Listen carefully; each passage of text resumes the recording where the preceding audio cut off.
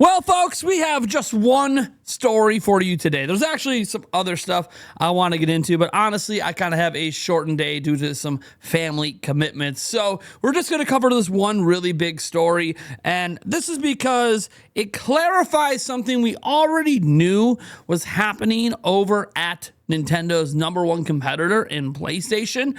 But we now have confirmation of, hey, this is actually going to have positive impacts and some trickle over to the Nintendo Switch 2.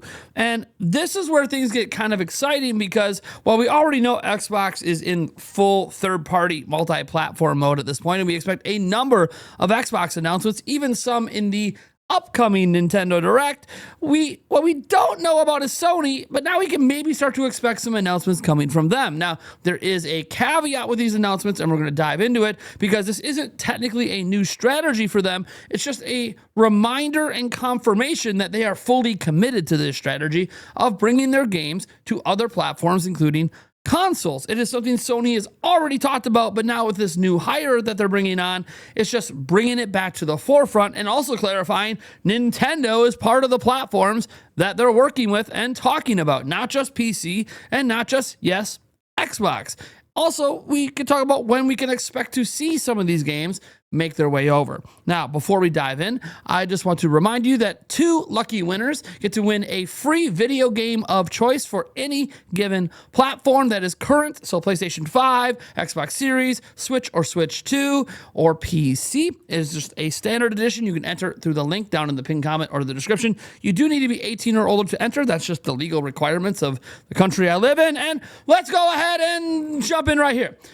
PlayStation is hiring a senior director, multi-platform and account management. So let's just go over this full thing so everyone understands what's going on. Also link to this in case you want to apply. This is located in the United States at Santa Mateo, California. For those who don't know, PlayStation is like their video game division's now located in the US. So it says, why PlayStation? PlayStation isn't just the best place to play. It's also the best place to work. Today, we're recognized as a global leader in entertainment, producing the PlayStation family of products and services, including PS5, PS4, PlayStation VR, PlayStation Plus, acclaimed PlayStation software titles from PlayStation Studios, and more. PlayStation also strives to create an inclusive environment that empowers employees and embraces diversity. We welcome and encourage everyone who has a passion and curiosity for innovation, technology, and to play and explore our open positions and join our growing global team. The PlayStation brand falls under Sony Interactive Entertainment, a wholly owned subsidiary of Sony Group Corporation. So what are they hiring? They're hiring a senior director, multi-platform, and account management. So you kind of have multifaceted stuff here, but obviously we're focused on the multi-platform. Let's get into what you're going to be doing at this job and even the pay scale. So the job is located in Santa Mateo, California, but they are okay with you doing remote work. They just prefer you live on the West Coast, at least in case they have to fly you in for any reason. Anyways, the overview. Reporting to the Vice President, Commercial Management as Senior Director of Multi-Platform and Account Management. You will play a critical leadership role in shaping and executing a global commercial strategy for PlayStation Studio software titles across all digital platforms beyond PlayStation hardware. So you're not dealing with PlayStation hardware itself. You're dealing with the digital platforms on other people's stuff, including Steam, Epic Game Store, Xbox, Nintendo, and mobile. This role is accountable for optimizing title profitability, ensuring cross-functional alignment, and leading a high-performing team focused on multi-platform expansion, mid-range commercial planning, and platform partner management. Now, what are your key responsibilities? That's just an overview of the job. So here are the things you actually do in this position. First off, multi-platform strategy leadership. Oversee the out-of-year mid-range commercial strategy for PlayStation Studio titles across all non-PlayStation platforms, driving long-term revenue growth and audience reach. We're going to come back to this in a bit, the oversee, the out-of-year mid-range stuff, because that's actually a very key point to tell us what we can expect, and we have somebody online who's already clarified this. We're going to go over their post in a moment. You're also going to be dealing with cross-functional planning, so you're going to lead the commercial contribution to PlayStation Studios mid to long-range planning, and ensuring SIE leadership is informed with data-driven insights and strategic perspectives. You're going to also handle studio partnership and influence. You're going to act as the primary commercial liaison and escalation point for heads of production and studio leads, securing alignment and buy-in on go-to-market strategies and publishing policies. policies. Now, go-to-market execution. Partner with marketing, product, and global publishing teams to develop and execute cohesive launch plans and lifecycle strategies for multi-platform titles. Commercial account management. Lead platform relationships across PC and console ecosystems, so Steam, Xbox, Epic, Nintendo, ensuring strong collaboration, promotional effectiveness, and performance optimization. Team leadership, you're going to direct and develop a team of senior managers across multi-platform strategy, account management, platform sales, and planning. Direct reports include the direct multi-platform strategy and account management, senior manager, platform sales, Xbox and PC, and manager of platform and planning and performance, PC and Xbox. I don't know why they reversed PC and Xbox there, but whatever. Policy and governance. I contribute to the global commercial policy setting, advocating for studio priorities, and ensuring alignment with broader PlayStation Studios and SIE objectives. Revenue and profit accountability. You're accountable for title level profitability targets as part of a broader commercial leadership team than the studio business group. That's where the pressure's on you. You have revenue targets you need to hit. Now, qualifications, you need to have 10 plus years of experience in game publishing, digital media, or platform facing commercial roles. You need to have a proven ability to lead multi-platform strategy and drive performance across global accounts. You need to demonstrate success working with game development and production stakeholders.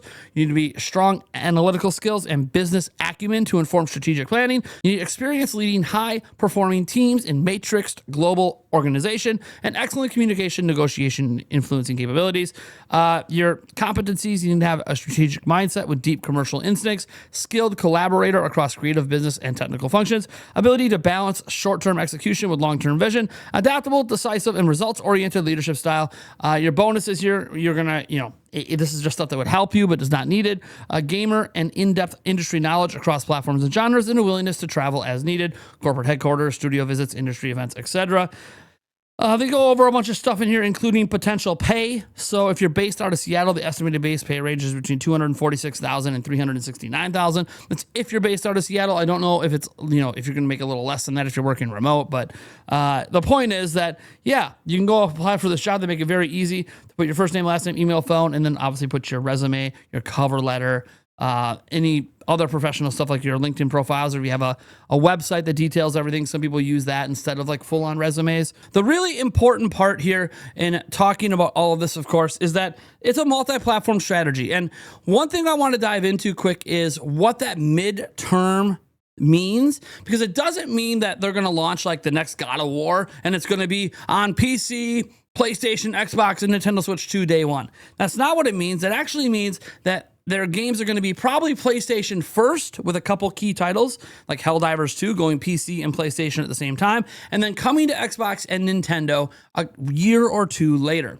So William R. Aguilar actually makes a statement here. I don't agree with everything he says, but there are parts in here that are important. So he wanted to correct misunderstandings about the job listing. So the first responsibility of the job listing is to oversee the out-of-year mid-range commercial strategy. And he notes that this means they are not going to bring their games to other storefronts or platforms until a minimum of 1 to 2 years later.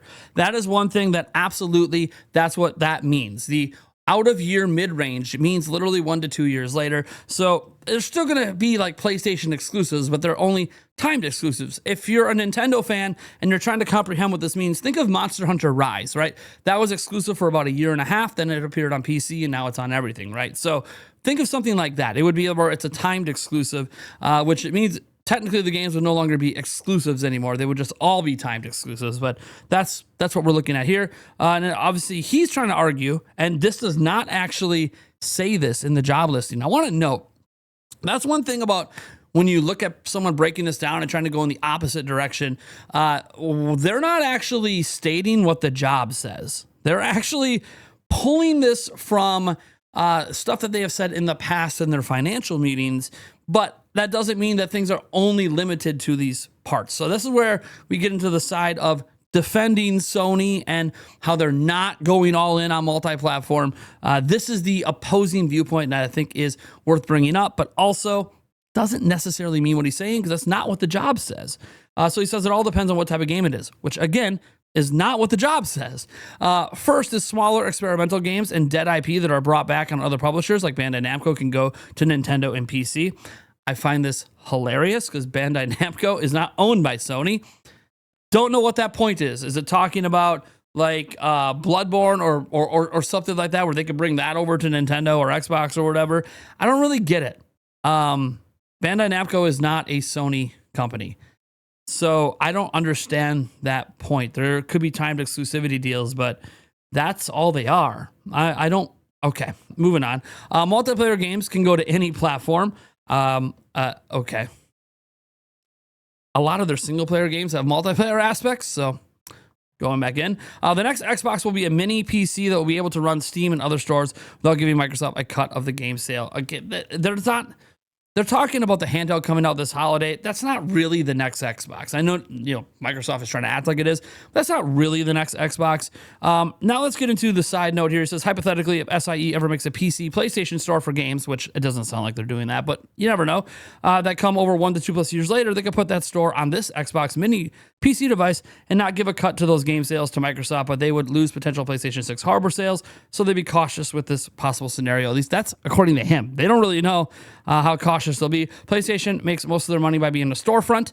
This is very true. Most of their money actually comes from third-party game sales, not anything to do with the first party. But yeah, anyways, goes on to note here, Sony's a hardware company, Microsoft's a software company. Microsoft's also a hardware company. We can't, until they completely dip out of the hardware space, they're still a hardware company. They still have a new next generation Xbox in the works. So, but they obviously have a multi-platform strategy. In order to be a compelling storefront, you have to have exclusive content. That is just obviously his opinion. I tend to agree with those opinions. And then he goes, Sony already explained at last year's business segment meeting, which they announced they aren't pivoting away from this year's meeting. While PlayStation games go where it depends on the type of game there is. And this is from their business meeting, but they weren't like so specific that this game will never come anywhere else. So tentpole, mainline story-driven single-player games, Uncharted, God of War, Ghost Stuff, etc., remain exclusive to PlayStation for at least 1 to 2 years before going to other platforms like PC and Xbox and Nintendo. That's what the job is saying. It's not just PC anymore. That's the news here. Obviously, transformative multiplayer live service games. I don't know why they're calling MLB The Show a transformative multiplayer live service game. MLB The Show is not a live service game, but okay. Experimental smaller games with different audience and appeal. Lego Horizon Adventures, Patapon, Everybody's Golf, etc. can go to other platforms to drive interest back to PlayStation consoles. All right, so in general, that post is obviously massively in, hey, nothing's really changing. This thing means nothing. But the big takeaway here is he just keeps talking about games going to PC, whereas the position is very clearly hiring someone to not just PC, for Xbox and Nintendo storefronts as well. Yes, Xbox and PC are the primary ones. You see them listed multiple times. Nintendo only listed twice, but that's because obviously there's a much more parity with the systems. It's much easier to bring your games to PC and Xbox than it even is to bring it to a Switch too. But the point is that when you combine this all together, it's very clear that Sony is starting to develop a multi-platform strategy. They're going timed exclusive on their system, and they're planning to bring their things to pretty much anything else that can run it and, in their opinion, generate sales. And I don't know how you can really deny any of that. Mid to long range, it doesn't matter if these are big single player games, because it does not say in this job listing, oh, we're only going to be focusing on, no, actually, even in this post here that's trying to defend Sony, it's kind of like, yeah, but even Sony said that it's going to be exclusive to PlayStation for 1 to 2 years.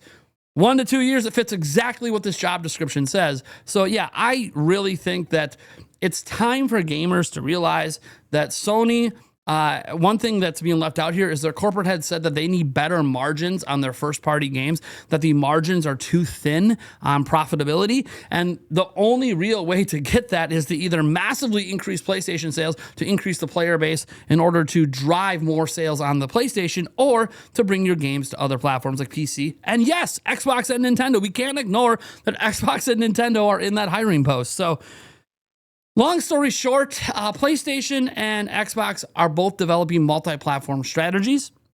Xbox is already kind of all in on that. Sony is on the timed exclusive route with a couple that are day and date multi-platform. And then, you have Nintendo, which Nintendo is still very traditional. And much to some people's chagrin, Nintendo makes so much money and is so profitable, they don't really have a reason to get off the strategy. They have said from many, many years, this goes all the way back to the Iwata days and the Yamauchi days, and this continues with Furukawa, that software sells systems, and they believe one of the high value points of buying a Nintendo system is you need their system to play Nintendo's games. So exclusives are a big deal for Nintendo, and that's why they don't bring them to PC. That's why they haven't brought them to Xbox or PlayStation or mobile. Yeah, they have mobile versions of some games like Fire Emblem Heroes, but that's not the same as Fire Emblem Three Houses. Those are two completely separate games. So yeah, you really see the strategy here from Nintendo is all about let's do the best that we can do in this given moment, and then we move on. So you guys let me know what you think about this down in the comments below. I am Nathaniel Rumpeljans from Nintendo Prime, and as always, I'll catch you in the next video.